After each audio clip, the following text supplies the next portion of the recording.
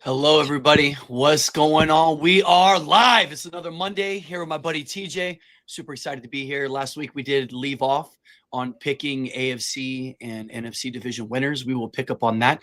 We do have some lead talk with Micah Parsons. There's a little bit of preseason news. There's a few big name players that are still yet to fall into place, some dominoes that are definitely going to affect some teams. And then, of course, we're going to talk about some of our rankings or darlings that we got. With that being said, TJ, we'll go ahead and start off with you here, man. Of course, I just want to run a couple things. We got Micah Parsons for the Dallas Cowboys. Yeah. He is in contract negotiations, and honestly, it doesn't look good right now. You got a little back and forth banter. Micah Parsons, of course, has finished playing out his contract. They want to either franchise him or sign him for a 5th year. Micah Parsons wants to reset the market. He's going to be paid upwards, 40 plus million. You do have other players that we're going to talk about, like, the likes of Trey Hendrickson and whatnot, that are also going to affect this move. So it's very curious to who's going to go first. But I think the Dallas Cowboys have no choice but to pay him. And I hate the way that we're dragging him over the coals. I hate the way that we drug Dak over the coals and we gave him the bag. I hate the way that we were giving CeeDee Lamb a hard time to get paid. Why do we have this propensity to starve our star players for these contracts when we know the market's only going to reset? We've all talked about it. It's only getting bigger. The revenue sharing is better. So just pay him and then pay him before he is pissed off. And the fact that Jerry Jones is like, oh, it's a trading tactic. Yeah. We're not going to trade him. It's just a tactic. It's just negotiations. And he tries to downplay it. Like, why would you want your star guy pissed off? I think you just told us there's no way the Dallas Cowboys compete for a Super Bowl if we don't have Micah Parsons. Yeah, they don't compete, and I don't think any of the 3 teams compete. If it's Scary Terry is off the Commanders, I think that their value, Jaden Daniels' value fantasy-wise, gets crushed. But also, I don't think they're very competitive because Deebo Samuels isn't that true number 1 that can run those route trees. I feel like that's really great with Jaden Daniels getting the ball out of his hand. But back to Micah, as a Giant fan, I'm starting to look at how we could package a 1st-round pick, maybe with Thibodeau going. But I think that. Do you think that's a possibility? Obviously, you're a Giants fan, so you're going to look at your own window, right? Some of the other things, I've heard Micah Parsons could potentially go to the Bills. Bills are interested, and they could use some kind of defensive push like that. I don't think he goes anywhere. I just think it's egg on our face, man. It just shows you that the Cowboys are longing for some sort of solidity, some foundational progress, something that shows you that, okay, this is going to be our ground that we're going to build on. And we just always seem to be tumultuous. It's like we always want the drama in Dallas. Yeah. The next step is this, right? Parsons requested a trade, right? Now, the way the Cowboys combat this, if Parsons – because Parsons is now kind of muddying the water a little bit too. He's been very patient because now he's been playing on this rookie contract, right? Right. And now I want to see, what did the Cowboys offer for you to say no, right? Because I assume it's in that TJ Watt, right? It's in that range. He should be the highest paid player when it comes to this deal after this for defensive. I mean, he should be making like what, 42 to 45 million per year. And if not, and you franchise him, it's not a good look, man. I just hate the comparisons though, right? Like I always hate, if you're in a sales job or in the restaurant business or wherever you're at, oh, hey, how'd you do tonight? Oh, I made X amount. I didn't do as good as you. So, and I'm like, who cares? You had a great night. You know what I mean? We live in this great country. So you don't care about him comparing dollars and cents to other players. You don't care about him wanting to reset the market. You just care about taking a fair amount, and let's focus on the goal at hand, right? Yeah. I just have always hated, oh, you're the top player. First of all, you're only the top player until somebody else gets paid, right? 100%. Also, I wouldn't even want to be the top player. What's up, Wu-Tang? Thanks for liking, bro. Always listening.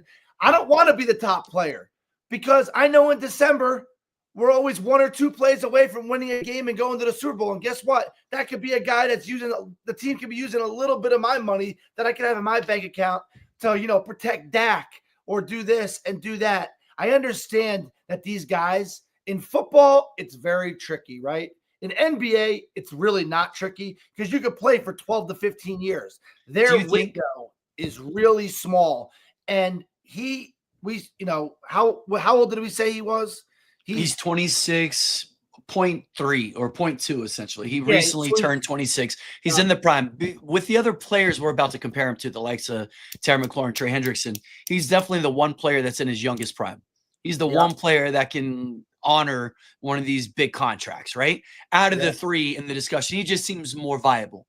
Now, do you think that it's the toxic culture within Dallas because we are known as this billion-dollar entity and the biggest revenue-sharing NFL team in the league, and everybody who puts the star in their helmet just wants to get a piece of that pie because Jerry Jones is always talking money, dollars, cents, and it's probably always something that's monetarily I think they have the reputation. valued. Yeah, I think they always have the reputation. They always pay their players, right? But back to what Johnny T said. Hold on. Before we move on, my point is that I think it's a part of the culture because we don't have anybody taking the team-friendly deal, TJ. You don't have anybody doing the Tom Brady thing. Dak wants the fucking money. Micah wants the money. CD wants the money. Like, they all want to get paid. Nobody's talking about building this team from a lower pay point standard. You know what I mean? And I think that is something that, and I get it. You get paid. It's a physical game. Everyone's got to get paid. But I think it's more prevalent. It's more toxic in Dallas because of the money is there. In New England, it's a smaller franchise, and right? Green Bay, Green Bay. And I feel that it's not just all about the money. Like, there are certain restaurants that are so busy in this country every night, certain people just want to know the sales. They just want to know the numbers that they're doing. I kind of feel that's the way it goes with Dallas. How are we doing? What are the numbers? I don't feel that that's the right kind of attitude. You should be worried about the play. You should be worried about your team, what you can do to take less money so you can build the better team. That's all. Yeah, but that just really bugs me, man. When you're playing with the Cowboys, that's what you kind of know. Their cheerleaders are on stage. They're always on stage. And I think that, you're right. It's no secret, the Dallas Cowboys, it's billion-dollar owners. It's the best stadium in the NFL. This, that, biggest Megatron screen, whatever you want to call it. Everybody wants to get paid. Everybody wants to get paid. But back to what Johnny T said. Our executive producer shot down Micah Parsons going to the Giants just for the simple fact that the Cowboys wouldn't trade with the Giants. I think the Cowboys would trade with the Giants because the Giants don't have that respect right now. And for example, we brought the Bills in our pre-show. The Bills don't have the trade capital. What are you going to do? Take their first-round pick that's a 28th pick in the draft? The Giants are supposed to win 5 games this year. So if you're Jerry Jones, put them up. Get back Thibodeau in a first-round pick, and you might be getting a top 3 pick where, you could do something with that and go get one of those great receivers with, a Ryan Williams, a Jeremiah Smith. I don't even know if they're allowed to come out yet, but I think they would be coming out next year. But put him next to Abdul Carter as a Giant fan. Everyone's salivating right now because we all know the pass rusher Parsons is. Yes, he is a little undersized. And back to what Johnny T said. Yeah, but he's so fast, laterally, it's unreal how quick he moves. Yeah, but Buff, I have a problem because back to what Johnny T said about the Lawrence Taylor, Carl Banks days. If you're a great player, the one thing your defense is never called is soft, right? Sure. Since Parsons has been on the Cowboys, not the first year he was there, but ever since, he's the leader of that defense, and they're known as being soft. I think it's because Parsons is undersized, and I think during the run game, he is, by all metrics. I think what makes you soft is that you get ran on, and we get pushed. You know what I mean? Like we don't have that trench push. Parsons disappears in the run game, and maybe it's cool to have 12+ sacks in 4 years every year. That's kind of a fun stat. And yes, it is a passing game in the NFL right now, but I do see teams migrating back towards the run a little bit. I mean, look what the Eagles did, right? Run it right down your throat. So do you think that, number one, Micah Parsons would bring a haul? You think that the Cowboys would definitely bring in a haul for Micah Parsons? I wonder if the Giants offered a first-round pick and Thibodeau, maybe 2 years of first-round picks. I don't know if they would take Burns because of his contract now, because obviously they're trying to save money. Next question. Do you think that Micah Parsons is more valuable to the Cowboys versus Trey Hendrickson to the Bengals? Trey Hendrickson's also an interesting case. He's 30.5, right? 30.5. Yeah. The guy, not the best run stopper, just like you said, like not a great run tackler. He's in the later end of his prime, right? Yeah. And he's obviously somebody who's been talked about the Raiders, the Jets, the Browns. Nothing that's like too sexy or anything. But he wants to get paid, and he's at that age. My buddy John Larger, shout out to Larger up in Ohio, huge Bengals fan. He says fucking trade him. Like, get rid of him, take what you can for him. And I'm almost inclined to kind of feel the same way about Micah Parsons because of that, right? Well, because Micah Parsons is somebody who does get to the quarterback, but he doesn't stop the run. And if we can get anything that's overvalued, sure, it sucks, but like, let's get some draft picks and let's build that, you know? Like, if Trey Hendrickson, though, has had 35 sacks in the last 2 years. I just think, yeah, of course, Parsons, to answer your question, Parsons is more valuable. More valuable than Hendrickson, right? Just because of age. But Parsons has never, I don't think he's ever led the NFL in sacks. Hendricks has done it 2 years in a row. And also the Bengals, we all agree, are probably a little closer, right? Now, I think the Cowboys, I hate to say this, could be a Super Bowl contender this year because I think we're going to shock the world, but we'll get into that as we continue to go. And Dak has choked in big games. We all know that. But when Dak is healthy, just like what we said about the Dolphins, if your quarterback is healthy, you're going to the playoffs almost, right? Tua went to the playoffs. Dak goes to the playoffs. But I think the Bengals are right there, and it's literally a waste to go give a bag to Burrow, Chase, and Hendricks. Or Burrow, Chase, and T. Higgins, and not go shore up your defense when you historically had the worst defense in the NFL last year. I know we're bouncing around from Micah to Hendricks, but that was the whole point, right? It's Micah Parsons, it's Hendricks, and Terry McLaurin. Out of those three teams, none of them are going to the Super Bowl, or none of them are even Super Bowl contenders look at the last couple years. The Eagles had the best pass rush in the NFL last year. Chris Jones, I think, is the reason why. It's not, I mean, Mahomes is obviously one of the reasons, but I think Chris Jones has made those big plays and big downs late in the playoffs, late game playoff situation, Super Bowl situations. And then look what Aaron Donald did, right? You need a pass rusher. And 2 out of 3 of these teams are on that window of going to the Super Bowl. You got to sign your pass rusher, right? You got to. You got to sign your pass rusher. Now, just to wrap up those 3 main players, Scary Terry McLaurin, 29.9. He's about to be 30. Obviously, big regression, most likely coming for touchdowns. You got Jaden Daniels, one of the up and coming quarterbacks. You got who you talked about, Deebo Samuels. That's your running mate, right? Yeah. You got Brian Robinson. You got Eckler. I mean, that situation, the defense is, like it's middle of the pack. They're soft. They're soft. I mean, I don't know, like better, but they were. I mean, the Eagles embarrassed them last year. Like, who's after McLaurin and Debo, right? Who is it? Diami Brown? Like, do you really want to lose the likes of a Terry McLaurin at this point, especially whenever you have such an important year for your franchise quarterback? And they already have such an incredible rapport. I feel that is such an ugly situation. And Washington it's so tricky, and like he's 29.9, right? Guys, just to tell you a little bit, the way we do it is we don't just tell you your age. We're saying also a little decimal point so you know when they turn 30. Scary Terry turns 30 in the middle of September. So right when the season starts, he'll be 30. They're trying to say, so we give you an extension and you might be on the downside of your career. Now, that's not fair to some guys because Terry McLaurin has not lost an inch yet.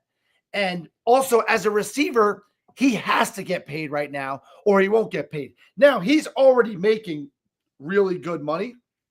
That's why I think the Commanders could hold out and he'll come back and play because they already gave him an extension like 2 years ago. He already reported to camp too. I mean, you don't want to lose $50,000 a day. Like he's on record saying that. I know. And I always hate when people are like, oh, well, he did the wrong thing. And it's like, there's no playbook for this, right? But he's showing he wants to be there. And we're definitely like a pro player program. We love the players. Without the players, there is no league, right?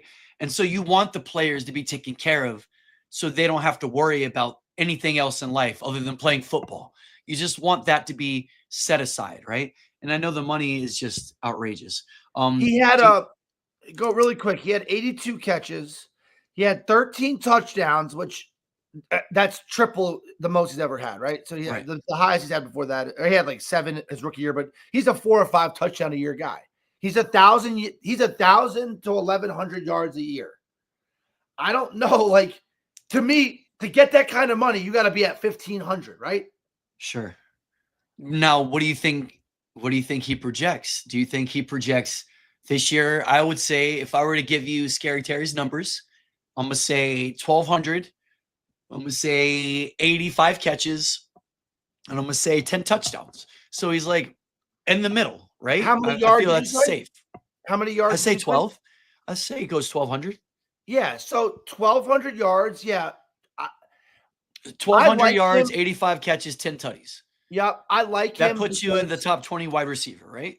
Yeah, he's like a Stephon Diggs when it comes to the way he runs routes, and he can go across the middle, but he can also beat you deep. And I think that him and Jaden Daniels really started to connect later on in the year. And then remember, they had that one crazy comeback. He's had some crazy games too, where he might not. Yeah, I don't know. I'm looking at it. The way he's being valued, he's coming back around as that potential like anchor wide receiver if you go back early, or he could be your third wide receiver. Yeah, So I don't know which people prefer, if you want him to be your second, your first, or your third wide receiver. I think obviously he's an alpha one, and going around like the 40 spot in leagues, I feel like there is a little bit of value. He's dropping.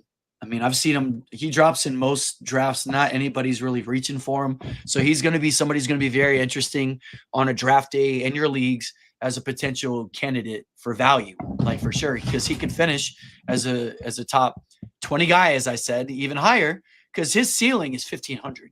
His ceiling is beyond the double-digit touchdowns. His ceiling is 100 catches, right? So really quick, think about what you're doing. What we're saying here too about this contract. I'm looking at it.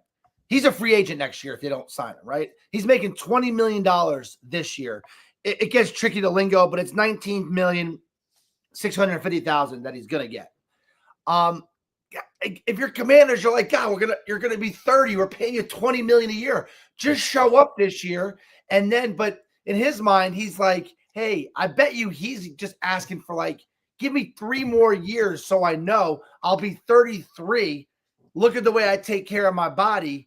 And even if I'm not putting up 1,200 yards 3 years from now, I'm still a guy. We're a Super Bowl contender. And in the playoffs, I'm a guy you can count on 3rd and 8. And that's going to be 4 more years of him continuity with Jaden Daniels, man. with Jaden I think Daniels. that's why it's so important. You can't show that kind of chemistry. And then I think that's the leverage that he has too, because I'm sure Jaden's pushing too, like has to be. All right. So that's enough about those 3. Other preseason news, just a couple of little caveats here, a couple of notes. You got Joe Flacco leading the Browns right now. Gotta love that, right? Obviously, people are still talking about, Shador, and there's a whole. I've seen so many scenarios of how Shador can come in by like week 5 and lead them and have this incredible reckoning. Yeah. We'll see. It's a very interesting storyline. I love to talk about the Browns this year because I'm really curious to see what happens. You got the Steelers in the same division in the AFC North. They're about 1 receiver short. We did have our executive producer, Mr. Gene Manny, there talking about how they're having a very bad camp and how it's on record. I don't know. I think that's fake news. I mean, you want to hear good camp stuff. I don't think it matters if you hear a good camp, bad camp. But I will say they are interested in another receiver, right? They need to bring somebody in. They could trade. They did bring in Gabe Davis, kind of kick the tires on him after he just got released from Jacksonville. Obviously, he was very disappointing there. He had that one, last big year with Josh Allen, and he just looked like he was just such a, kind of a reliable piece there. But Khalil Shakir took that role over, so he's moved on. Greener pastures. Doesn't look like he's signing there. You got the Colts.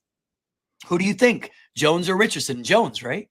Definitely like the prospect of Daniel Jones over Anthony Richardson. He's, from what people are saying, it's looking like he's got a really good chance, even though the draft pick is just such a nightmare, right? The Yeah, I Colts mean, spinning that on Richardson and then not even having it like it looks like it's Jones' job. I feel that's bad news. Here's some good news for you. Giants, Russ looking awesome in camp. Says it's not even a competition. It's his team. He's looking sharp with neighbors. What do you think about that? Does that make you feel any better or worse? yeah, I don't know. I mean, It's the same as the Steelers being bad, right? It doesn't matter. yeah. Long drivers, thank you for listening. Yeah, I used to play Madden and poker back in the day. But yeah, I think that we're kind of the Giants have the best front seven, maybe in all of football. We're thinking that Russell Wilson could get us to the point where everyone's saying they don't see us being better than 2-6 the first 8 games, but I think we could beat the Commanders. I also think the Chiefs are not untouchable. We play them early in the year. I don't know if we could Probably do going it to play with him Russell close, Wilson. right? It's not like they're going to blow the Yeah. doors off you. I don't know if we could do it with Russell Wilson, but now you start hearing all this talk about the Steelers. They look weak and all this crazy stuff. So maybe Russell Wilson wasn't the problem. Daboll made Daniel Jones look like a Pro Bowl quarterback. You guys went and got a playoff win. Yeah, we went to a second round of the playoffs with by far the worst supporting cast you'll ever see when it comes to tight end and receivers. And I think that the Giants maybe surprised some people, but I just don't have faith in Russell Wilson. And Neighbors is kind of a guy that likes to get off the jam and kind of wants the ball quick. And Russell Wilson is one of those guys that likes to throw the moon ball down the sidelines. I just don't think that's Neighbors' is like real specialty. I'd rather get the ball in his hand. Do we even know that Neighbors isn't a deep threat guy yet? You know what I mean? Like just Neighbors because is like Beckham, they're exactly the same. They could do everything. Sure. So we're probably going to see, I would think you're going to see more long balls, especially because you have 2 quarterbacks that can throw the long ball, right? Yeah, I just wish it was Winston. But the thing is, this is the problem. The Giants aren't going to put Dart out there with that schedule. They just won't No do way. it. It would be detrimental to his psyche, career, all of that, right? And we've seen Dart not always be amazing with Ole Miss against SEC pass rush. So I just think they're like, hey, let's get Dart in the quarterback room, get him used to some things. And then maybe next year when we could pair him up with one of those monster receivers, then we can start talking. But yeah, interesting notes. Another little note for the Cowboys. Looks like Miles Sanders is making a name for being the early down back, and Javonte Williams has had a little bit more success pass catching. And then you have, of course, our rookie Jaden Blue, who keeps making splashes within camp right now. Preseason does start this Thursday, so I know we're going to get to see some Jaden Blue. As a Cowboy fan, not like as a Cowboy fan, do you just want to blow your head off knowing that Miles Sanders is going to lead that backfield? I mean, I'm not sure I feel that intense yet. I feel that I like the unknown in our backfield because it doesn't give anybody a chance to kind of like play us one way or the other. If you get what I'm saying, like I don't not really. I think Miles Sanders or Javonte Williams, you don't really want, you know what I mean? You want to hear that Jaden Blue is blowing it up and they can't get touch. You know what I mean? I just don't. I've already heard that Jaden Blue is having an incredible camp. I've already heard that Miles Sanders is definitely looking the best on the early downs. Okay, whatever that means, right? Thanks for listening, Kevin. Yeah, like whatever that turns into. This is our situation, so I'm not really against or for anybody. I just want to see somebody be productive, right? I want to see our line do some work. That's all. I want to see actually have a running game. But yeah, so that's something. You got the Packers wide receiving core, such a mess.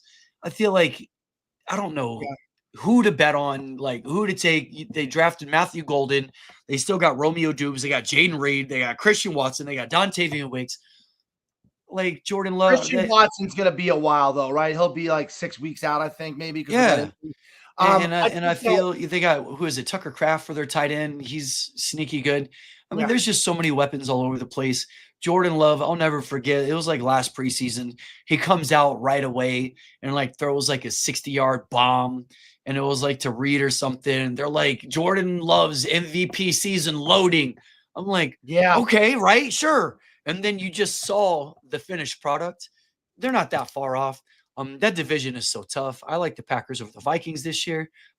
Whenever we start doing those picks, but I will say here, they got let's to. just jump into it right now, right? Because we're gonna pick Let's go. NFC Let's go division for it, man. winners, right? So let's talk Yeah. about the oldest division, since we were just, speaking of one of the teams. Yeah. The NFC North, oldest division in all of football. You got the Lions as the favorite. You got the Packers, the Vikings, right in there. Who do you like out of those three? Because I mean, you have the Bears. And the Bears are supposed to be coming up, but I feel that it's most likely in between the Lions and the Packers, and then you can make a case for the other two. Who do you like? I was shocked to hear on XM radio yesterday they said that the people are like calling the Lions stale, and they're saying that the Lions are just the same. They're rolling out with the same team, and I'm like, they're going through some defensive attrition right now. They got a lot of guys on defense. And, I mean, same with the Cowboys. Right. Hey, the Giants have an amazing defense, and we have no offense. We're projected to win 5 games, right? So I think that the Lions are going to be in that 13, 14 win category. I mean, the weapons are unreal. Who do you focus on, right? Amon St. Brown, one of the best route runners in the NFL. I think he's probably got the best floor out of every wide receiver, right? Yeah. Either him or Brown, or I'm sorry, not Brown, him or Jamar Chase. Probably the safest floor for wide receivers. Yeah. Jamison Williams, Jahmyr Gibbs is probably, I think, the number 1 running back in the NFL when it comes to ability, not fantasy stats, but he'll be top 5 this year. And then you also have a goal line back. You have Laporta, a top 3 tight end. You have Goff, who got pushed away out of LA, and now all of Detroit, Eminem, everybody embraces this guy like their own. I mean, that team. You don't think they came up $1 short, last year, and that was like the closest run? You think they got it? You think they got it in for another good run this year? Oh, I'd be absolutely shocked. Right. I'd be. I don't think that they just fall off and disappear. Yeah, and then I kind of like. Don't you like their defense not being in great shape, because they are one of the nastiest offenses in the league, and you give them no defense? That's just a recipe for magic, right? Like, there's some really good matchups that they're going to have this year. Yeah, I love Detroit. I think Detroit wins that division. I think Green Bay second. Minnesota takes a big drop off with McCarthy at quarterback. I just don't know if he's going to be the guy. And then obviously the lowly Bears. And the Bears might be good, but it's kind of like I'll go right. I'll let you touch on the North, then we'll go to the NFC East. All right, so I love the Lions to repeat. And I think the Packers and the Bears are going to be fighting for the second spot. Like, the Vikings are supposed to be there, and they have all these weapons. I just feel maybe I'm really curious who's going to have a better year between J.J. McCarthy and Caleb Williams. And obviously Caleb has the advantage because he didn't get hurt last year. But McCarthy, saw that throw in preseason last year. All that potential. He's got all these that throw. He's got all these weapons. I could definitely see it kind of being an underrated dogfight for the second spot, and I could still see a couple teams coming out of that division into the playoffs. I mean, it was crazy, right? Put me on record, I'll go Lions. I'll go Lions and Bears, man. I'm not into the whole Packers thing, and I think that they kind of shit the bed last year. Let's go Bears. I'll take that as I think that it was crazy, right? We're watching a Sunday night game last year. It's the last game of the season, and Detroit and Minnesota are both fighting for 14, 15 wins. Yeah. And obviously Minnesota got embarrassed that day. And our buddy Jeff was on record saying that Sam Darnold and Minnesota, they're going to blow it. They're going to have a great game. And he liked the over, and Sam Darnold, Justin Jefferson. And I mean, I think he lost like 24 bets that day.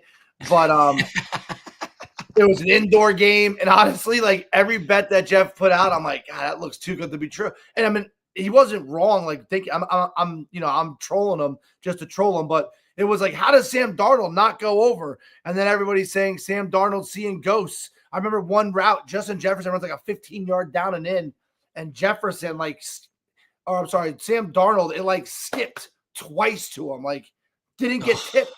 Didn't slip out of his hand. It was just one of those, just whatever. I just don't know. Minnesota has the coach. They have the play calling. They have all the talent, dude. They have Aaron Jones and Jordan Mason.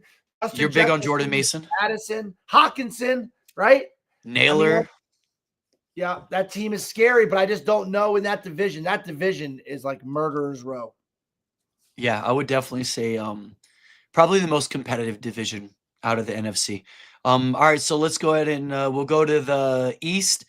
You got my Dallas Cowboys ready to shock the world. I think we're actually going to take runner-up to the Eagles in this division. I think the Eagles are primed. Um, I think Yeah. we split with them, but I think they're primed to repeat with the division. I think Saquon has another good year. I don't think he gets hurt this year. I'm not saying he runs 2,000 again, but I think there was still a lot of meat on the bones last year. I think he'll be close. I think he'll I be think close. that there is a potential for him to make history as one of those historic backs to do something that great back-to-back years as well. I think when it comes to the Giants, we've talked about them. And when it comes to the Commanders, I think they're not as good as they were last year. I think people are a little bit more prepared for them. I think the Cowboys just have the higher ceiling, and I think we have a little bit more to play for, man. And I take do those like I do two. like us on offense, like you said. On defense, I'm a little bit nervous. We're gonna see what we're gonna do. No, yeah, and I What do agree. you think? No, the Eagles for sure won, and I think the Commanders are going to take a step back, right? Take away that Hail Mary throw, take away that other. They had one more like miraculous win.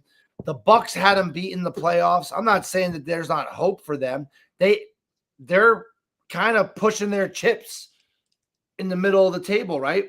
Yep. They're taking that chance with Debo, and I think that was like they signed Debo Samuel as like a gimmick, not a gimmick player, but they're going to run an offense through A Debo. utility. He's a utility guy. And Jaden Daniels, they're going to use Jaden Daniels' legs, right? They're going to put Debo in motion all game, and there's going to be a lot to think about, right? It's going to be an RPO. Brian Robinson coming downhill. Yep. Jaden making a decision. McLaurin going down, right? Yep. I think it's gonna be fun to watch. They have, Ertz a good tight end, but I just think that it's gonna be a little bit of a step back just because we split with them last year. I know we could split with the Commanders. I think we split. I think we could have a good divisional record. I think we get the Giants twice. We own the Giants right now. Yeah, last few years. Giants are everyone says they're going to win 5 or 6 games. There's some people on ESPN that think differently, but Buff sticks with his Cowboys for sure. But I think that there's a case to be made. We're going to fucking shock the world. Eagles are losing game 1 September 4th on Thursday on Banner Night. I'm telling you. I will say this. I can see the Cowboys and the Giants winning week 1. I can see the Giants front 7 just demolishing Jaden Daniels and him not knowing what to do with himself with that pass rush. What a storyline. Giants 1-0, right? Yep. I mean, think about it. You have like Abdul Carter and Burns and Thibodeau. There's a lot of people in that front 7 just running after you. And Jaden Daniels can definitely get sacked on some of those running attempts. Yeah. All right. Going out to the West. We just talked a little bit about the former Debo team. Or Debo and his former team. We got the Niners, right? Kevin the Rams. Big Cock Brock. Kevin loves the Niners. I think that the Niners take a huge step back. I mean, they said that, now Jawan Jennings is hurt, and they said that it's not good. Like it's they used a calf strain, like re-aggravated. Yeah, re-aggravated. Oh, a setback. I hate that word when it comes to like injuries. Setback. So now you have no Ayuk, no Debo Samuel, no Jawan Jennings, no Jordan Mason. And they said, oh my God, why am I drawing a blank? Who's the left tackle? The Niners left tackle, the best left tackle that almost ever played the game. Oh my God, someone help me out here, please. I'm not talking about, it wasn't Joe Thuney, right? No. Trent Williams. Trent Williams, they said, is showing his age. He's having a really bad camp. I don't see Brock Purdy being able to carry this team. I mean, Brock Purdy had, I'm pulling it up right now. He had 20 touchdowns and 12 interceptions last year. He played, what's up, Uncle Jamie? He had 20 touchdowns, 12 interceptions, played a full season.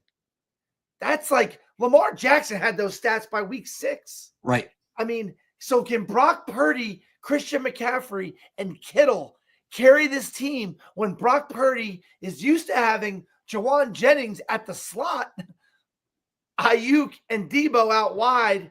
I mean, and a healthy Trent Williams. Sure. I just see this team not being able to move the ball. I see this team just being, I think now you could argue the division might not be super strong. Sure, because we haven't even mentioned you got the Seahawks and the Cardinals, right? Those are the other two. Yeah, I know you're kind of high on Arizona, and a lot of people are. I think the Rams win this division. I think Seattle and Arizona take a step up, but I think this is one of the weaker divisions in the NFL. Funny enough, we're going to talk about rankings here in a minute, but the Niners actually have like a 17th ranked defense too, just coming out of it. So, I mean, usually they've been able to hang their hat on that defense, right? And keep games close. And then you got, all these weapons. Well, now they don't have a defense to hang their hat on. And now they don't have all these weapons. And in recent years, they've kind of been like an NFC championship team or bust. So can you even say that if they missed it last year, they're really going to end up pencil them in the NFC championship again? I feel like that window's closed now. And if the Cowboys can't beat the Niners this year, we don't fucking deserve it. Like, this is the year that you got to beat the Niners and the Packers for us, because these are the teams that have been standing in front of us. The Niners, I hate to say it this way, but when the Niners lost that Super Bowl to the Chiefs, I think it just destroyed them from the inside because they dominated the Chiefs.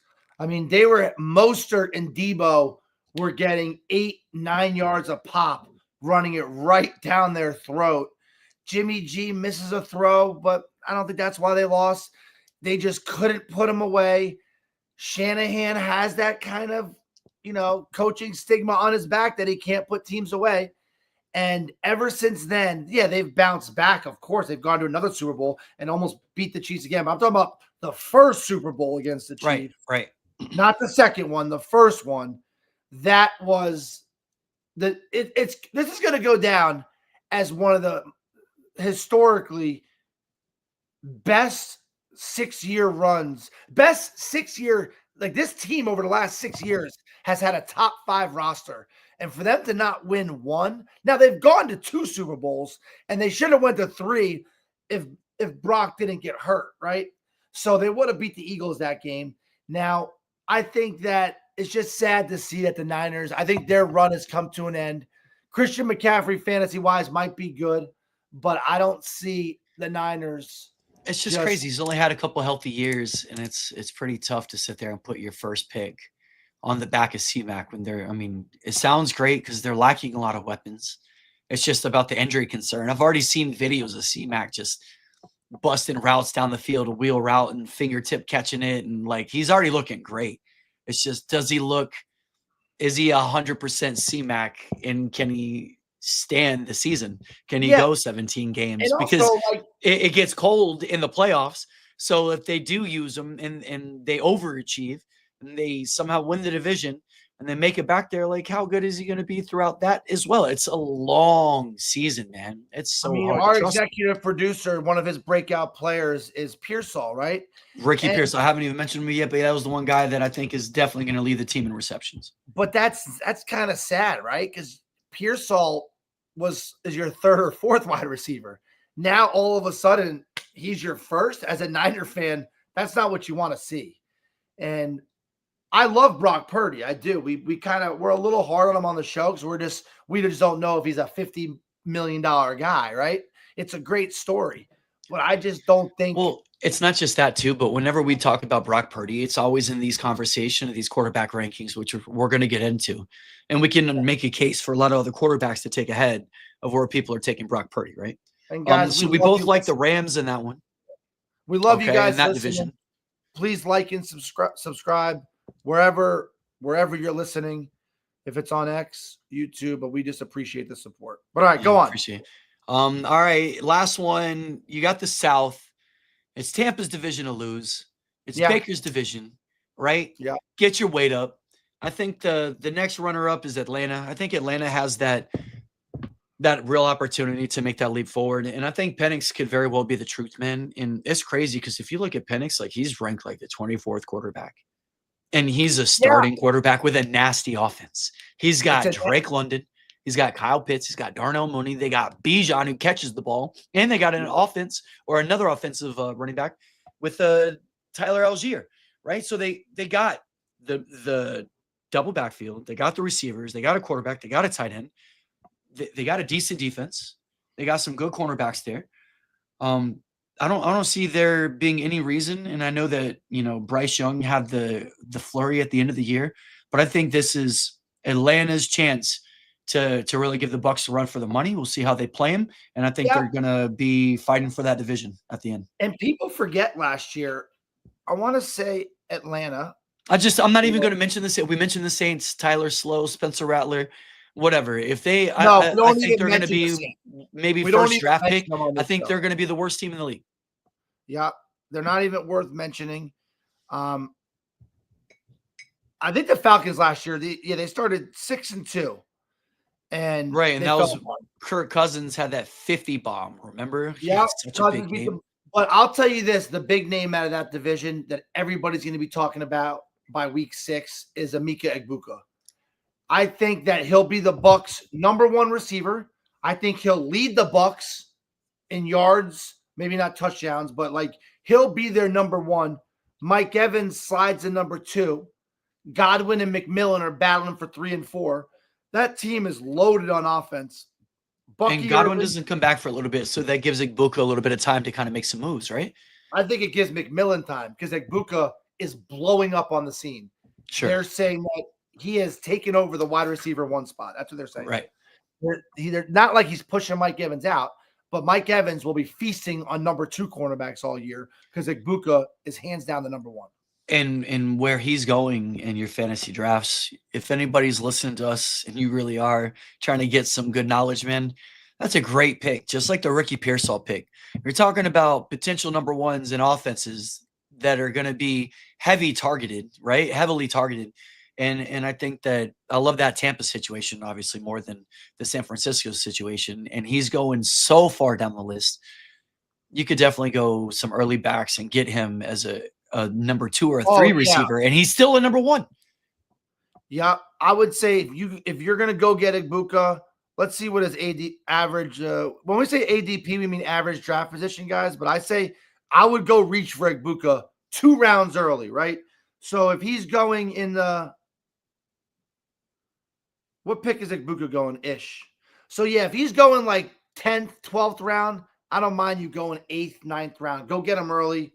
Put him on your bench for a week or 2 and watch him blow up when, Also, and I feel it's kind of that tricky time too, because you and I always talk about the time to take quarterback tight end.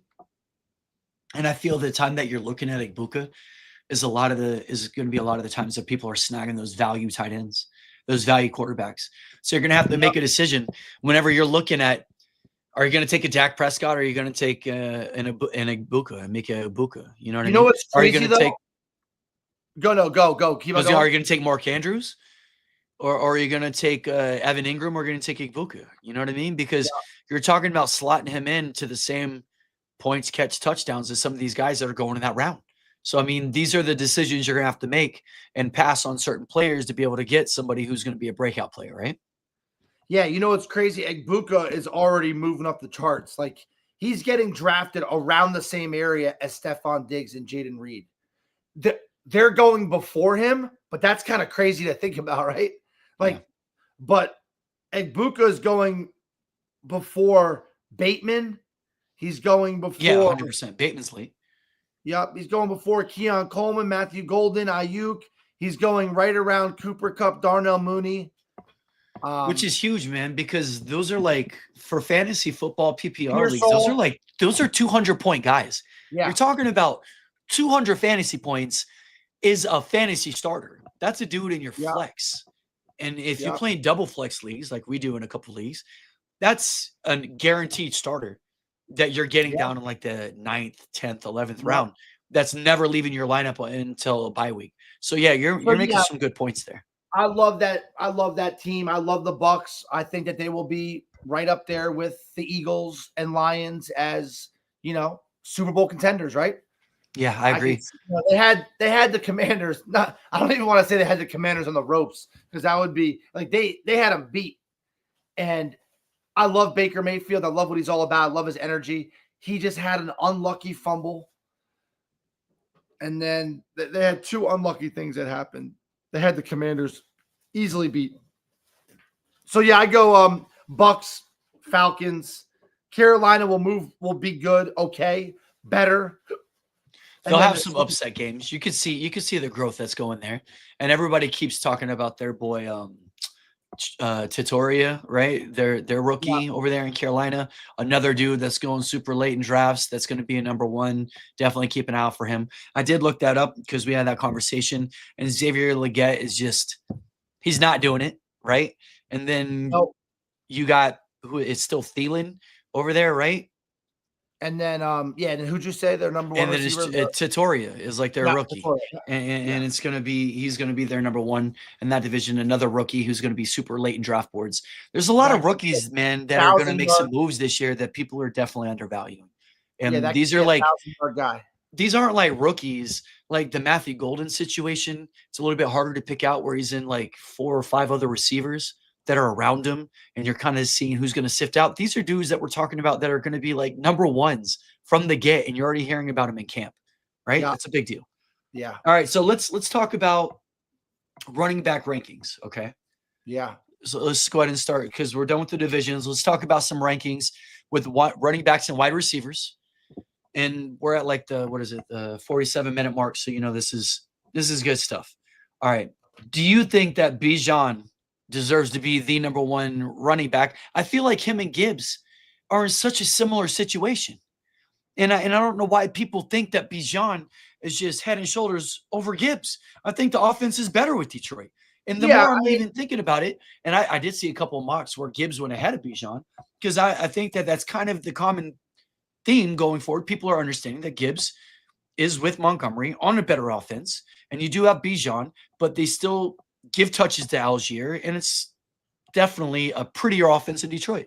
What do you think about those two? Because it's a flip-flop situation, but they're the 1 and 2 running back, right? It really is. I mean, I don't know if it's much of a conversation, right? You rank your running backs into tiers, right? That's the way everyone does it. So you got the big 4 or 3 of them, I would imagine. Yeah. So you have Bijan, Saquon, Gibbs, right? That's tier 1. There's no really debate about that. You can't go wrong with any of those guys, right? I don't think that you're going to win or lose your league based upon. Now, we always say barring injury. It is crazy, though, really quick. We're going to have a ticker soon, but we're 818 hours and 11 minutes away from kickoff. It's a big, isn't that crazy? 1 month away. Preseason this Thursday. But yeah, you go Bijan, Saquon, Jameer. Go whatever order you like. I mean, this is the problem. Everyone's like, oh, Saquon's going to digress. Obviously, he might not produce the same stats-wise. But as a Giant fan, we saw Saquon, a lot of tough yardage. He had to work so hard to get what he had to do. Last year, I bet you if you asked him, physically, it wasn't a grueling year for him, even though he had to play 20 games, right? And I think he played 20. Yeah, 20, I think he set out 1 game. So, yeah, he played almost 20 games. And a lot of his runs were so easy. You know what I mean? He wasn't getting touched 5 or 6 yards up the field. Cracked, like when he was with the Giants, he had to fight for those extra yards. So Saquon, to me, I think might be the safest pick out of the 3. Bijan, obviously, high draft pick, not just fantasy in life. The guy's been highly touted, and he came on real strong last year and was on a lot of Super Bowl fantasy teams, right? Jameer Gibbs, a little bit of unknown there, a little bit, right? New offensive coordinator. Montgomery, we don't know the health yet, even though I'm hearing Montgomery still isn't really taking snaps in preseason, like even on the first or second team. So maybe if you really want to talk about it, maybe you talk yourself out of it, even though I think Gibbs might be the most, he's the guy that could change a week for you, right?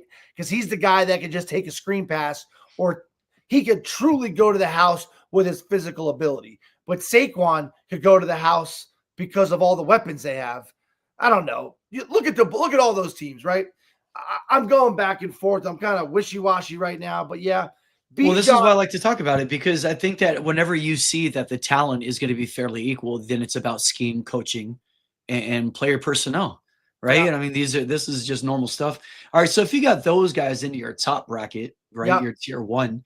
So your tier 2 is the likes of an Ashton Genty, Christian McCaffrey, Devon Achane, Henry, and maybe Taylor, kind of like at that tier 2.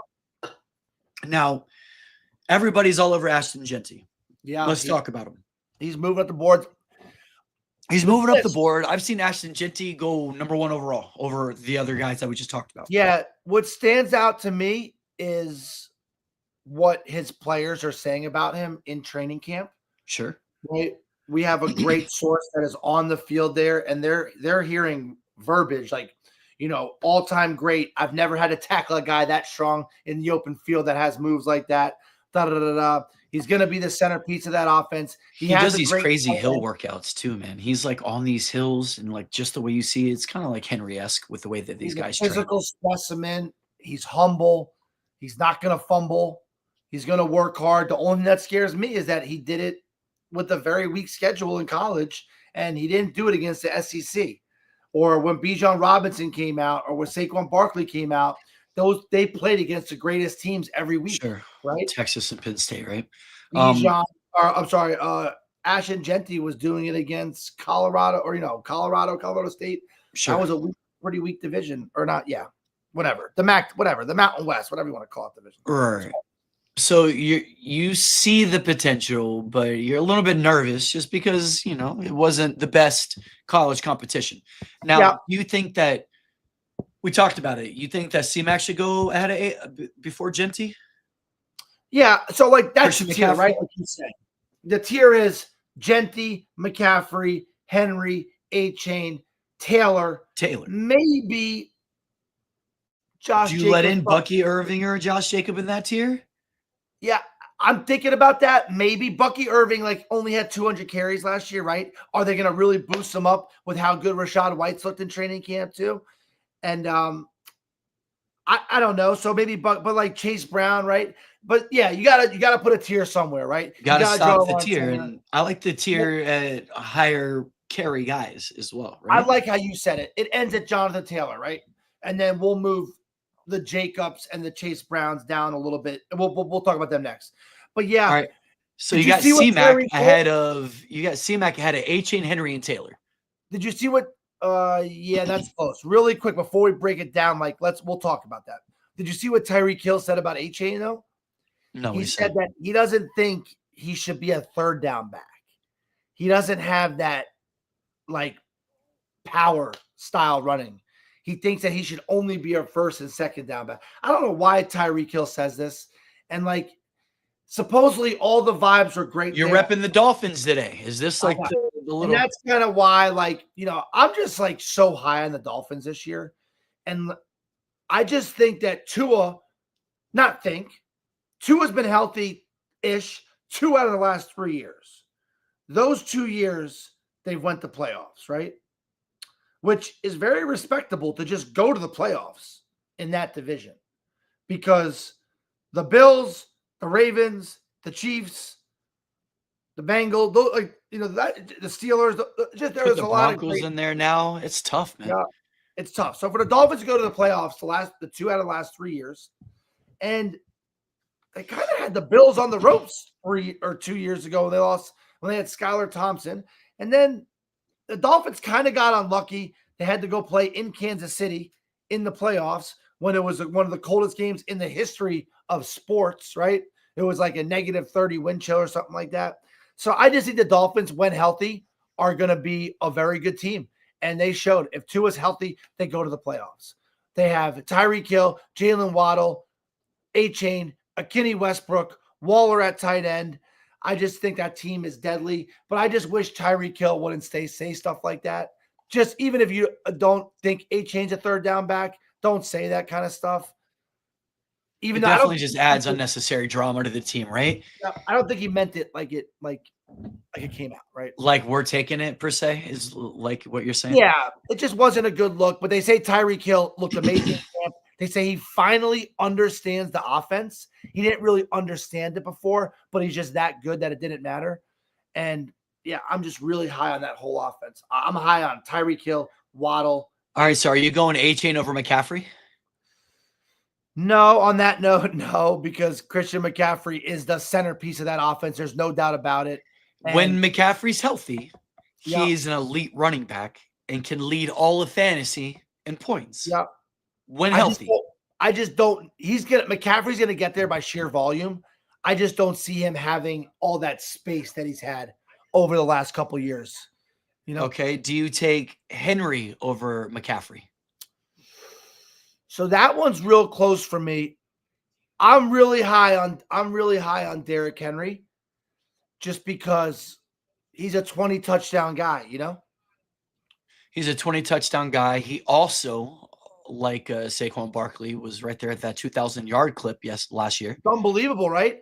And the guy didn't even start out great. Yep. And Derrick Henry Henry is is one of those historically known as the finisher, and he plays in cold weather games, right? Gotta love that. And Derrick Henry in December, January, nobody wants that into the business. Yep. And they use Derrick Henry to protect Lamar Jackson, which Right. I think is very important, right? Where Josh Allen poaches touchdowns away from James Cook, and a lot of these quarterbacks are stealing touchdowns away. Derrick Henry is protecting Lamar Jackson, and they feed Derrick Henry. You know what I mean? Derrick Henry doesn't come out for plays, really, right? He's just, the guy's a beast. I could see him being a 20 touchdown guy again. 1,500 yards, 20 touchdowns. And it's crazy because right now ESPN has him down there like the 17-19 bubble. And I can see there's a lot of cases because there's a lot of good receivers that we're about to talk about that are all right there. That could be, it's a PPR league, so you're going to get more points out of him just from the catches because, Henry doesn't get a lot of catches. So that's why he kind of falls a little bit, is because of that attribute. But I will say, whenever you're talking about Henry or McCaffrey, it makes it tough because, McCaffrey's going to be catching the balls, but Henry's definitely going to get the yards. Right? Yeah. It's not even close. And the touchdowns. Yeah. So we've kind of talked about that here, right? We could talk about, I think that if you have A-Chain, you love it. I think Gentry and Derrick Henry should be top 8 picks. Christian McCaffrey should be top 10, right? By sheer volume. Sure. And potentiality, right? Yeah. The Jonathan Taylor thing, we like. This is at the end of the tier. Jonathan Taylor won a lot of people their playoff matchups last year. He showed up big when it mattered. He sucked early. He was amazing late. He's a historical finisher like Derrick Henry. He gets better as time goes on throughout the year. They play in a dome. Let me ask you this. Let's say you drafted today and you got Jonathan Taylor with the 10th pick. Who do you want at quarterback for Jonathan Taylor's fantasy points? Oh my gosh. You definitely want Daniel Jones. I know. I think so, right? Because I know that Anthony Richardson's going to vulture touchdowns away from Jonathan Taylor because he's this athletic dude who can just run the ball. And I remember his rookie year. That's why everybody loved him, is because he was running the ball in, And also Anthony Richardson, you could see, I don't really know if he's even a team guy. I don't know. Like, he's trying to prove himself, right? Sure. So he's going to steal as many touchdowns He's as possible. just so raw. Like, I love the fact that you talk about how many NFL games that certain players have seen. Yeah. Richardson just has not seen him, and he's been injured in the NFL. Well, and also, it's not really about as many NFL snaps. It's about Division I snaps. Right. That's what I mean. That's what I refer to. Right? Yeah. So, like we said, we've talked about it a lot, but Bo Nix has seen a lot of snaps. And he looks further down the road than Anthony Richardson, for sure. Cam Ward has seen a lot of snaps. I always use the example in Madden. Now with these new Madden games, when you're getting blown out online or something, and you drop back at quarterback and you're on the road, the lines are all squiggly, right? So you can't even see what everybody's going because it's like this. I feel like Anthony Richardson, they should call him Anthony Squiggly Richardson because all he sees is squiggly lines. And then what does he do? He puts his head down, tucks it in, and runs for a 30-yard. He's got his one hot route that he focuses on, right? Yeah. Golly. And you know what's sad is, like, Michael Pittman Jr. just continually falling off can you imagine the face. And he's so good. He's a big body guy. All right, so Anthony, we'll call him Anthony One Route Richardson. We'll call him Anthony One Route Richardson, Anthony Squiggly Richardson. We'll have like 35 nicknames for Anthony Richardson. All will be Hall of Shame nicknames, not Hall of Fame nicknames, right? Anthony Tyson's pick Richardson. We got the next tier running back. I think it kind of gets small right here. You get Bucky, Josh, Kyron, and Chase. That's your next tier.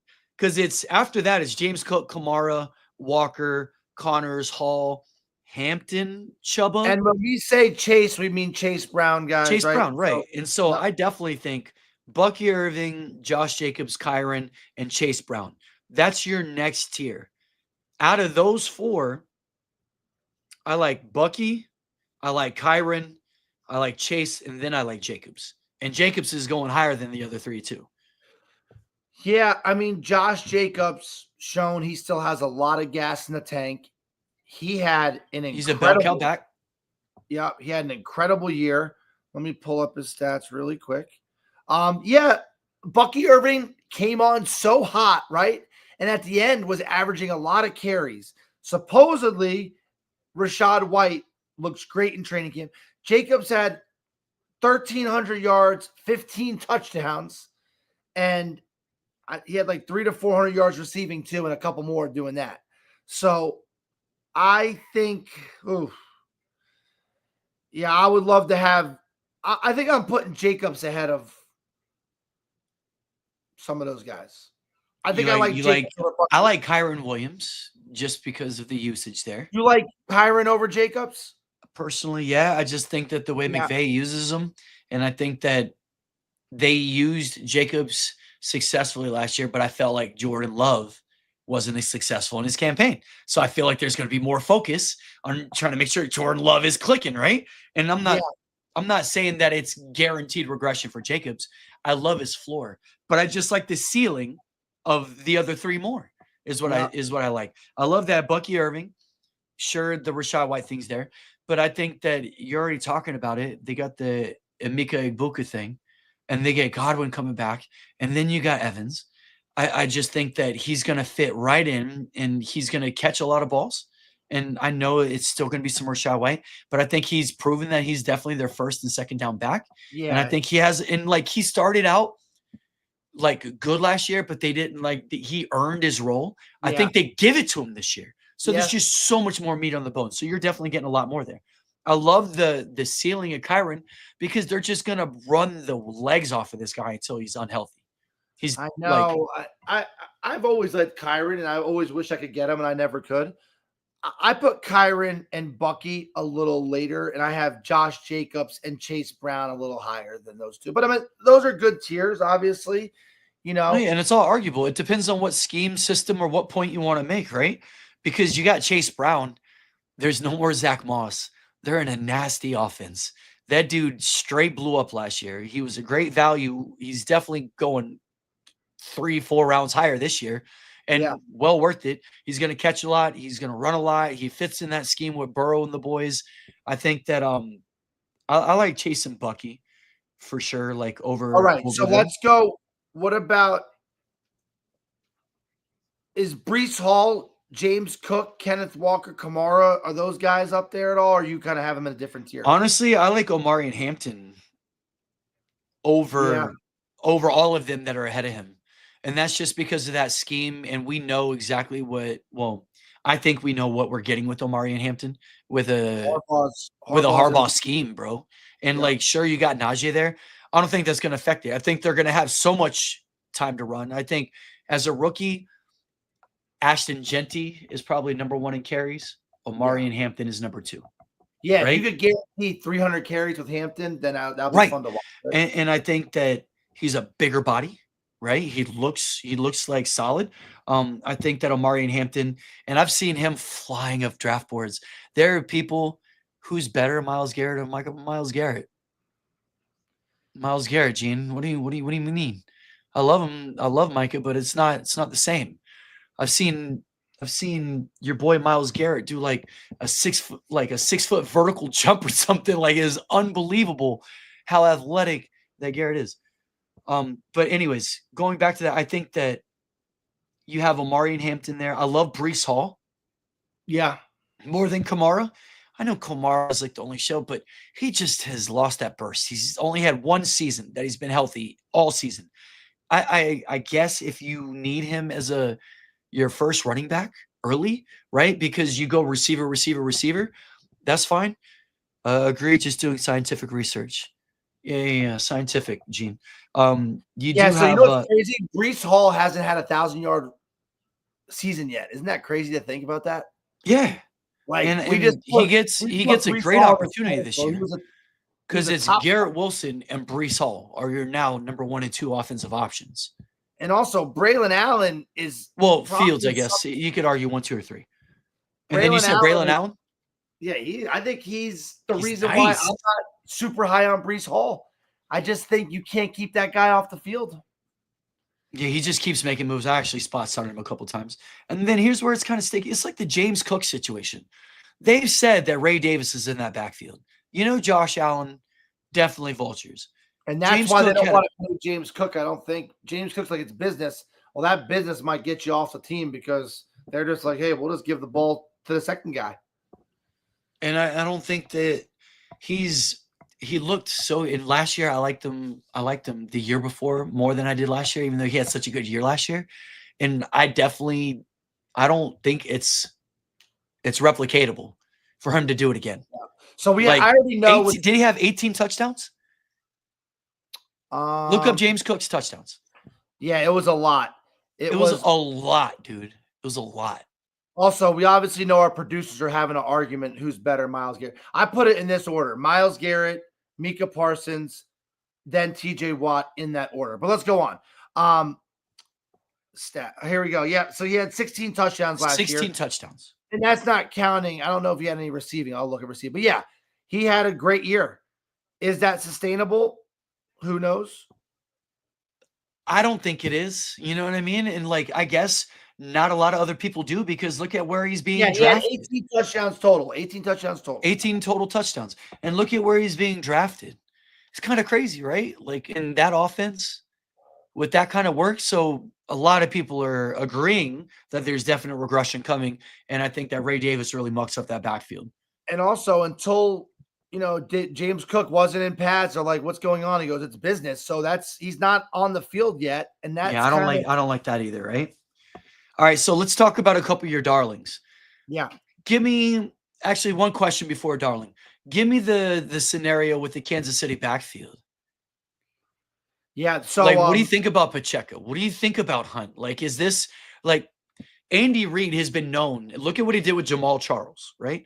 We know what he does with running backs. Look at what he did with Kareem Hunt, right? Yeah. And even though Kareem Hunt he was a shell of himself, he was still productive because they got nothing out of CEH, Clyde Edwards-Helaire, and nobody even because I don't understand what's going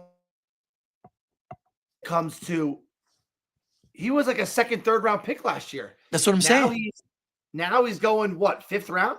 This is why I want to talk. No, beyond that, buddy. He's beyond that. Seventh, eighth round? Yeah, man. It's great. And that's a good pick for back there, right? Getting a starting running back for a team. You would salivate over the Chiefs running back in an Andy Reid system before these idiots started mucking up the backfield.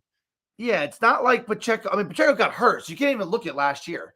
But it's not like Kareem Hunt's going to really threaten this guy for carries, right? And Edwards-Helaire didn't do anything to sit there and impress. Oh, yeah. I mean, that Edwards-Helaire he's not even on the team anymore, is he? He's not. It's done. All right, so you have him. Just curious. The lead back in one of the best teams in football, right? Right. Now, what do you think about Aaron Jones? Yeah, so versus Jordan Mason. Yeah, we've talked about this a lot. I would much rather get Jordan Mason 2 rounds later than where Aaron Jones is going, right? And also, if God forbid, we don't ever root for injury. If God forbid Aaron Jones gets hurt, Jordan Mason is probably a top 10 back, right? I mean, we saw what he did when Christian McCaffrey got hurt last year. So I couldn't believe. I thought I had such a gem because I had him as a insurance policy to other people who missed out on McCaffrey. All right, so here's something. What do you think about the Joe Mixon situation? Looks like he's going to miss a few games. They got Chubb. You think he's being drafted relatively high. He had a great year last year. Yeah, he did. He's coming back. It's a good system. I don't know. It makes me nervous. What do you think? Yeah, I almost think Joe Mixon is almost undraftable for me. Just because, I mean, not undraftable, obviously, because you just always chase value. But he has a very hard time staying healthy. It's a tough question, isn't it? Because he's going very high in drafts, and a lot of people like him. I think if you got him last year, you got lucky. I think you fade Joe Mixon this year. My last 2 guys I wanted to talk about, DeAndre Swift. Very him. untouted. There's a Roshan Johnson there who's a bigger bodied back. But DeAndre Yeah, Swift had a sneaky good year last year in a Swift had a growing good year offense. last year. Ben And Johnson, right? yeah, and everybody has always talked about, I'll never forget, like the Hard Knocks Hard Knocks, whatever Swift is on Hard Knocks. Everybody was talking about him, like the coaches whispering, like, man, have you ever seen a guy move like this? He's ability-wise, Swift is way up there. He just really he finally got his true chance last year, I think, to be like that guy that they could actually build an offense around. And I think he stepped up. And it's only going to get better with Ben Johnson, right? Ben Johnson is going to get Swift in space. He was nasty with the Eagles, like too. The year before when he was with the Eagles, he was good with them too. All right, is there any other running backs that you wanted to talk about, make a mention of, or had any caveats about? No, yeah, I feel like we could kind of wrap it up with that. I mean, I think that next week we go into like the receivers, then maybe a week after that go into quarterbacks. I think it's important for us to like always get into the nuts and bolts of fantasy and just kind of see like with depth chart, with weapons on exactly where you're going to go. But injuries are going crazy too. You're going to see the next 4 weeks in preseason is going to shift rosters. Yep. And I mean, we're going to start living up to our name soon too with Prop Stars, right? It's been when we started this show, not a lot of props to release, right? But we're already starting to release more YouTube shorts. And soon we're going to have shorts just hitting the World Wide Web. And it'll be, late action bets. You'll have at least 2 hours beforehand to get your action in. But we'll be starting to promote. We love the good and the bad. Give us a story, TJ, about some of your betting adventures here. Give us one of your good ones that you got. And I know that the one dude tuned in earlier. We appreciate you liking and subscribing. But you're right. TJ is a little bit of a poker Madden legend. The stories are kind of crazy. If you know anything about TJ, kind of lives the life of a movie star. It's what Sagittariuses do. So give us a little bit of your betting history here, sir. Give us a good one. I have a good story, actually. The funny story is always the ones that you lose, kind of, right? Sure. So the bad beats. I'll never forget. I was I'm hammering sports bets, and I had a really bad week, right? And it's Sunday morning, and I'm down 4,500, right? I have 500. I have 500 credit, right? Now the week before, I had the same situation and I made it all the way back and I won like $300. So it was like a $5,000 day, right? And the one thing I always like to take is first inning, no score bets, right? That's a great way to get going because you don't have to wait for your bet for the whole game. It's first inning. It instantly cashes. It's first inning, no score, right? Barbie and I are running to Walmart. And obviously, I'm stressed out like a motherfucker. She's trying to plan her day. And I do no score, first inning. It was White Sox, Marlins in Miami, right? Miami's the ultimate pitcher's park, right? Right. So I'm listening to the Marlin game on the radio. And it's the first pitch. Adam Eaton's up to bat. And they go, and here's the first pitch. And all you hear is, crack. And I'm like, oh, and the announcer goes, oh, that's not good. He goes, it's going foul. It's going foul. Dong. You can literally hear it just hit the foul pole, right? Oh, that's a home run. First pitch. So I had like this, I had it all planned out. I'm going to win this no score first inning. And you're going to parlay and start to roll. Keep on going. And all my hopes and dreams for that week were done.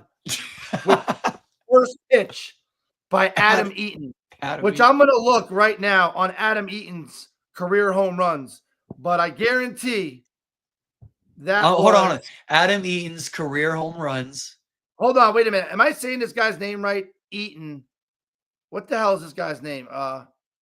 Maybe. No, I don't think his first name is Adam, right? It's Eaton. Eaton. I know who you're talking about. Okay. Yep. It's Adam Eaton. Yep. I must say he has 87 career home runs. 34. And That's even worse. one of them was off the foul pole. And I'll On never the first forget, pitch in the Marlins park. because I'm in the car and like that back then you could get Marlins radio. Sure. Actually, yeah, I was listening to XM. I was on XM. I remember that. So you just find the game. And I just remember hearing that crack off the bat and the announcer like being so thrown off by like how hard. And then like when he said it's going foul, I'm like, phew, and obviously like they're probably like how we are in the beginning of the show, beginning of the game. They're just trying to get all their paperwork right. And then you just hear dong. And I'm 99% sure nobody touched the bag that inning after that. So like Sure. if that ball did, and you never know the butterfly effect, but Right. we're here so you don't get in those jams, right? So you don't get down that far. But we have a lot of great takes. I love on Hard Rock, especially the prop bets because they let you parlay the in games, right? Yes. So I love the prop bets where I love the parlay where you could take both quarterback overs, right? And like overs are always the way you want to go. And we're definitely going to take some unders too, because everybody takes overs, right? So the yardage gets inflated where you can take unders and actually make some good money. But there was a game last year, it was like Derek Carr and Jameis Winston. Both over-unders were really low. It was an indoor game. And both yardages were easily over in the first by the halfway through the third quarter.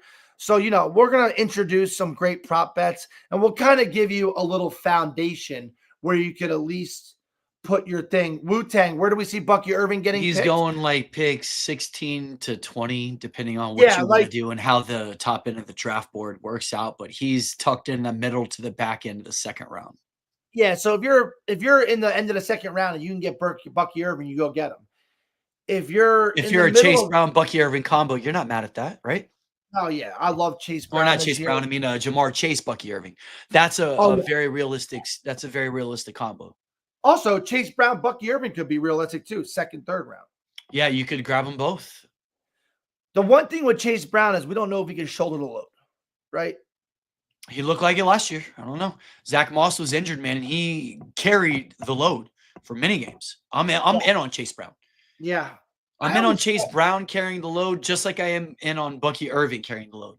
Those are like two of the smaller guys that they seem to have the look, the shiftiness. They know how to fall. They're not getting licked. They're not getting cracked.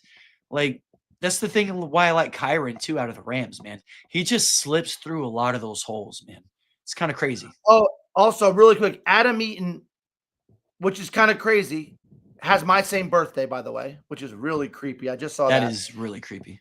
Also, he had 66 home runs. He had 34 with the White Sox. We had 66 career. So you were pretty close. But yeah, Chase Brown. I love Chase Brown. Me and you both love Chase Brown. He's undersized.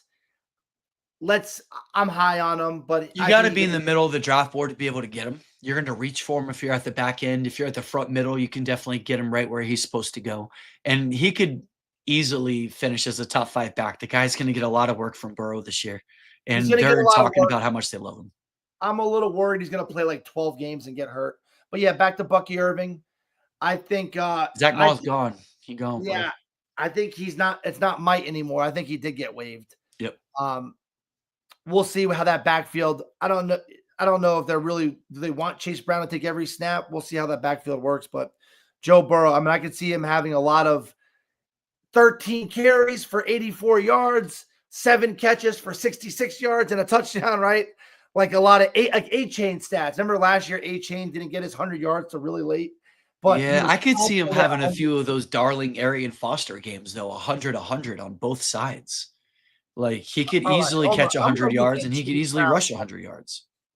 I think Chase Brown is really undersized, though, right? Yeah, he's 5'10". All right, yeah. But yeah, we love the guy. He's going to be a fantasy, late second, early third round pick with Bucky Irving. That's kind of like a big debate. Do you go Bucky? Do you go Josh Jacobs? Do you go Chase Brown? Do you take a chance and maybe go quarterback with Josh Allen or Lamar Jackson? if you have Jamar Chase, are you going to reach for Joe Burrow because you really want that combo and you're not getting him anywhere else? Yeah, I feel like in a 12-man league, you're not going to get him on the 4 or 5 turn. So No, if you're you definitely want, going to take him with your third pick on the yeah, beginning of that round, right? And I could see our boy John Pilkington doing that because I'm sure he takes Jamar Chase. well, and also you had that last year, right? And Yep. you are asterisk Super Bowl champ in our league, right? Because if there was reseeding, you would have won it. If there was reseeding, bro, I would have won that league. And I think I'm gonna wear a shirt that has like a giant fucking salt shaker, like Yeah. on it, because I'm salty as fuck about it. I'm on record. I know I got a bad beat last year, but that's why fantasy's so dope. You just keep building good teams, and you just keep getting better and better, refining your skill and your judgment. Because I will be on that trophy again, sir. I guarantee it. Yeah, it'll be fun. But all right, guys, thanks for listening. We appreciate y'all. Next week, we will be breaking down more nuts and bolts with positional players. We're going to be another weekend of some preseason football. I'm sure we're going to get some action. What team would benefit fantasy owners for Terry McLaurin to end up at? Some people say the Patriots. You know, I've Patriots heard have the been Patriots is a big one because they don't have any big, X receivers and whatnot. Yeah. It sucks that 2 out of the 3 trade requests are in the NFC East, right? Yeah, So I like know. we kind of know that the Giants aren't getting them.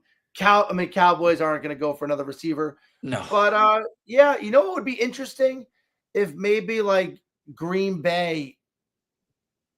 Well, I just talked about that. I would hate to see him go to Green Bay. Like, Well, no. But like, if you're Washington, do you ask for like a Jaden Reed and somebody else? I say you send his ass to Buffalo. Like, In turn, Buffalo would be scary. Buffalo, nice for him because Here, they got Shakir and Coleman. He's a veteran. here is hurt right now, and they said he Right. might be out for a month. So McLaurin would be yeah, nice in Buffalo. What if I he went always to the Chiefs? That'd be kind of crazy because they need receivers. Rashi's out for 4 weeks probably. Chiefs would be scary. I always just tend to think that the teams will figure it out, Sure. but it just we talked about it earlier. I don't think but Scary goes anywhere, honestly. I think Terry McLaurin is going to be a commander on week 1, catching 2 touchdowns, 120 yards, and 9 catches. Count it. Yeah, why do the GMs wait to this long, right? And I feel like if you're waiting this long now, but also this is the thing is that if they end up ending their trade request and just going out in the field, now you have a disgruntled player. So it's kind of crazy, but the GMs just get forced to have to pay him. Yeah. I have a feeling there's no way Omar Khan wanted to pay Watt. After Watt's postseason numbers over the last few years, I would be shocked if he really wanted to do it. But you're just kind of like, we've already invested in Aaron Rodgers. Everyone on the team is saying pay the guy. So you're just kind of like, all right, guy, well, we got to pay him. Like, Well, he's such a force, man. Like, you pay your game changers, like you said. He can change a game. We've seen him change games when it's critical moments. You know what I mean? Yeah. He's that guy. Yeah. He gets to the quarterback. But all right, well, Word, I hope that helps out, Wu-Tang. Thank you, everybody. I appreciate you, TJ. Thank you, Gene and Rob, for looking out for us. And we'll drop some shorts this week. Be on the lookout for some material. Prop stars out, y'all. All right, guys. Have a great day. Thank you. Peace.